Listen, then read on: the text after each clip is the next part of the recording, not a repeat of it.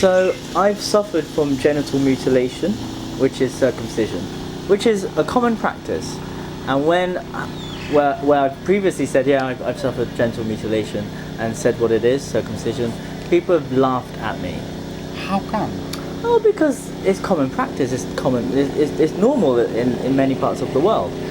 Whereas if I would say, yeah, just imagine someone came around your house, woman, and they took your clitoral hood and snipped that, so your clitoris would rub on the inside of your jeans and your underwear for the rest of your life. So you feel less sensitivity than all the other women.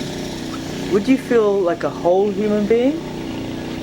Or would you feel like less of a human being because they took away part of your perfect body? Because you got to remember, Allah, I'm Muslim background, Allah made me perfect. If he didn't make me perfect, he would have made me not have a foreskin. And this happened to me when I was 4 years old, so this is one of my first memories. And me and my family, we had a big family clearing together, and it was my brother's first memory as well. So I have scarring on my genitals, which I've been ashamed of all my life.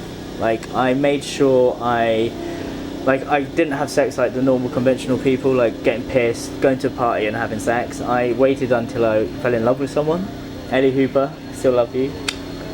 And she was my first ever girlfriend, my first ever love, and I waited until we had sex. And I was going to get surgery done on it. And then after our relationship, I went to university, and then I would just make sure the lights were off and we were all shit-faced drunk. So no one could ever see my penis. And I did that until my whole life. Oh my god. So I hid myself. In changing rooms, I would always have a towel. In Japan, in the onsens, I would hide and go inside the onsens. At sex parties where I used to work, I made sure I was inside someone.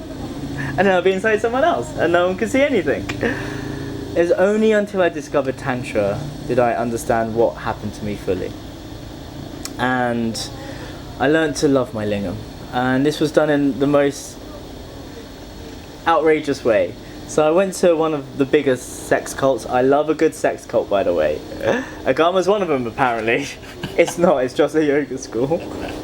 So I went... boring. It's not boring, I love it. So I went to this one somewhere which I can't say. And the cult leader, who I love, I think is amazing. He's like the Simon Cowell of Tantra. He noticed, well, basically I said I don't want to get naked. And he said, why don't you want to get naked? And I told him, you know, I've been gently mutilated, I don't want to get my lingam out, and blah, blah, blah. He said, look, mate, come here. Go over there and get your cock out and ask that person what they think of your cock. I was like, okay. Went over there, pulled down my pants and said, what do you think of my cock? And they said, it's beautiful. I said, wow.